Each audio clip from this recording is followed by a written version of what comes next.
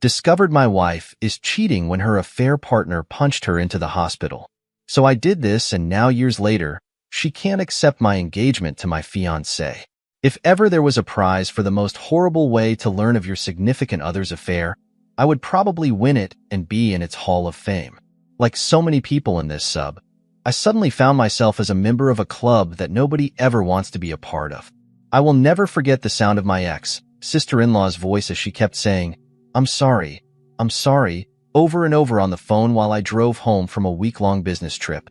I was confused and had absolutely no idea what she meant, but only after I managed to calm her down somewhat did she inform me that my wife was in the hospital and that I needed to hurry home.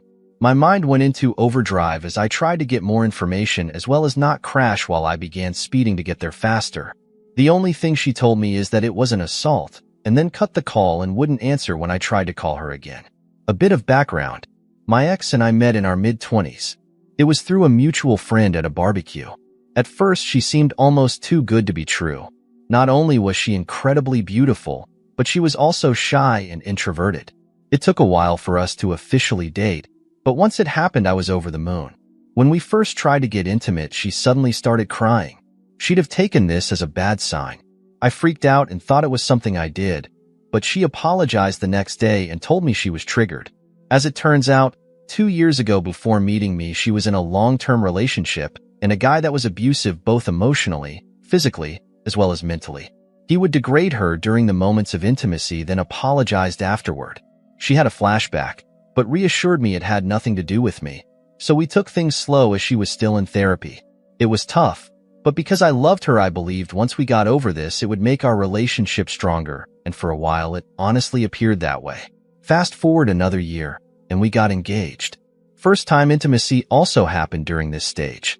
I was fortunate enough to be able to buy a house for us courtesy of inheritance from my late uncle. Things were going great, and I have seriously suggested we plant a peach tree, important for later on, to signify new beginnings, and she was all for it. We were wedded not long after that, and quite frankly, it was absolutely amazing. Of course, we had our normal ups and downs like every murdered couple, but I considered us more lucky because she always made it a point to never go to bed upset with each other, and she would always point out gently if I did anything that upset her. Sometime later, life basically happened and I was promoted at my job. It meant more pay, but it also meant I would be traveling more for work conferences and business meetings. I noticed she had been getting down a lot more and wasn't being as intimate as before. She would keep her phone close to her and even stopped gently addressing things that upset her. I tried to talk to her about it, but she assured me that she was fine and this was a phase she was going through and having no reason to not trust her and let it go. She would sometimes go to her sister's place and spend the night telling me she just needed a bit of girl time with her sister. The day I got that fateful phone call was the day she was meant to be keeping her sister company again. I remember rushing into the hospital barely breathing and frantically asking about my wife when world's most understanding and patient police officer sat me down to explain what happened. He told me he was a friend of my sister-in-law and he happened to respond to a domestic disturbance call. He arrived on the scene to find a couple fighting. The supposed boyfriend was on top of the female punching her and she was screaming trying to scratch him. This didn't make any sense to me because, 1, it had nothing to do with my wife because we're married, and 2, literally everyone who knew my wife knew she wouldn't do that. He gave me a knowing look and placed his hand on my shoulder, then told me to be very calm because said girlfriend was actually my wife. If it weren't for the severity of the situation, I would have laughed in his face, but something in the way he said everything made me believe him. I then was ushered in by a nurse to see my wife, and what greeted me to this day, I still can hardly find the words to describe it. I just stood there for what seemed like an eternity. Then a doctor came in and explained her injuries to me. The jaw was slightly fractured. Her left eye was completely swollen shut and had massive bruising covering half of her face as well as 3 broken ribs. Then the doctor dropped another bomb and told me she was pregnant. I still couldn't understand how this happened. Then I caught sight of her sister. She at first tried to avoid me, but at the persuasion of her police officer friend, she told me what she knew. It turns out my wife's ex had gotten in contact with her 5 months ago. He was doing this redemption pyramid step thing where he would apologize to people he has wronged in order to clear his karma. Anyone else's betrayed spouse meter going crazy right now? They began talking more, Then he convinced her to meet up for coffee and show her he was a changed man. Obviously, old feelings resurfaced coupled with the fact that he appeared changed now. It soon developed into an emotional affair. My wife approached her sister for advice, who told her to take things slow and just get it out of her system if she needed to, which then led to a physical affair 3 months later. She actually told my wife that she should at least make peace with her ex in whatever form it may be, and even offer to cover for my wife once in a while. My sister-in-law was in tears at this point and kept apologizing to me, saying that she didn't know about the abuse as my wife never told anyone other than me and her therapist at the time about it. I was numb. I just couldn't feel anything and was absolutely dumbfounded by my wife's actions. When my wife finally woke up, I was there and she burst into tears upon seeing me. I spent the following months in zombie flight mode. There was individual counseling for her as well as marriage counseling for us at the strong urging of her family. In counseling, she was surprisingly forthcoming about how it happened and how she absolutely hated herself for causing me pain. She mentioned how at one point on her way home from his place, she actually fantasized about driving into the river because she smelled like him and didn't want his scent to corrupt me. However, that made sense. She said she then tried to end it, but it was too weak, and only after learning that she was pregnant that it actually woke her up and made her realize that any further contact with this man was toxic to not only her but the unborn child as well. Hence, went to end things in person for good when he snapped on her. She became a shell of herself and developed a phobia for any other males but me. At one point, she couldn't even use the bathroom at night unless I was holding her hand. Sad, right? After the baby was born, son by the way, we got our paternity test and he was mine. But the more time I spent with her, the more I realized I didn't hate my wife. I actually loathed her. I couldn't see the woman I married, but instead saw his leftovers each time I looked at her. I decided to leave because I was afraid I'd do something I'd regret and be exactly like her abusive ex. She begged me not to leave and even made the ridiculous offer of giving me a hall pass as well as slapping her if I wanted to. I knew at this point I had to get out. She was actually very generous during the divorce. She moved back into her parents and signed a very well thought out co-parenting plan issued by the courts.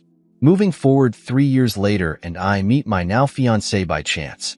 I was in a bookstore with a buddy of mine, and we were discussing Egyptian mythology when this beautiful woman approached me to correct me on my pronunciation of the Egyptian god cities. Needless to say, I'm instantly impressed by not only her understanding but also by the fact that she is Egyptian herself. We exchanged numbers, which eventually led us to dating. When I finally proposed to her, it was actually in front of the peach tree I had planted years ago. I got down on one knee, but before I got my answer, she ran into the house and came out with a ring as well. Turns out she was actually planning on proposing herself because she was madly in love with me, and she didn't just want any other woman to have me.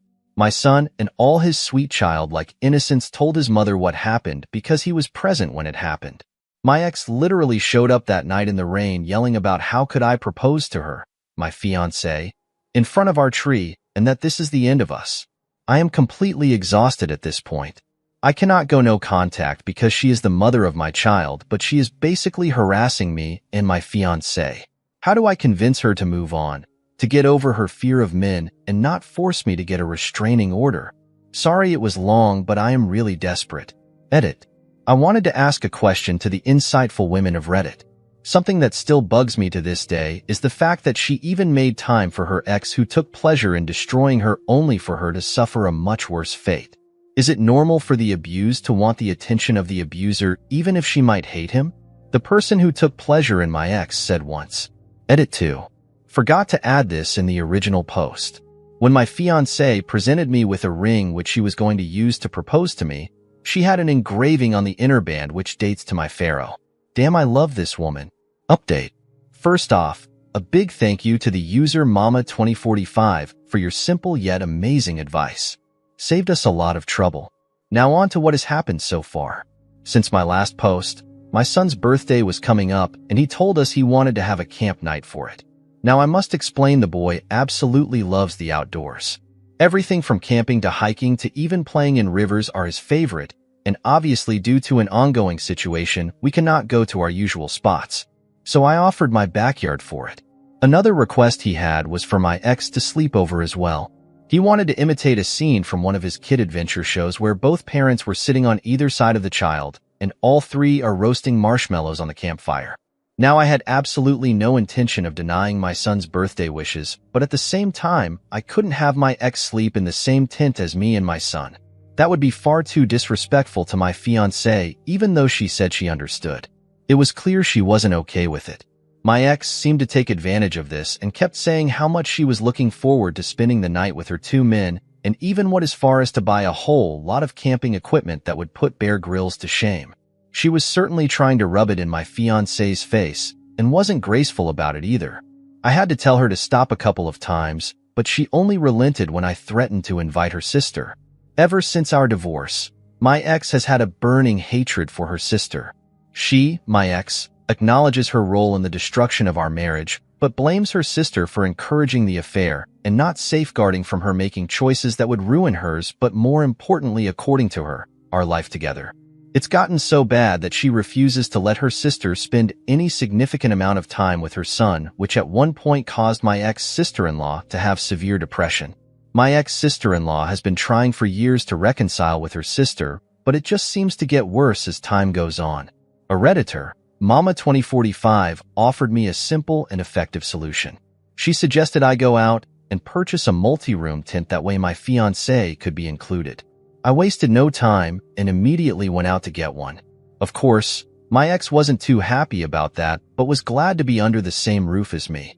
During the birthday celebration, my son was on cloud nine.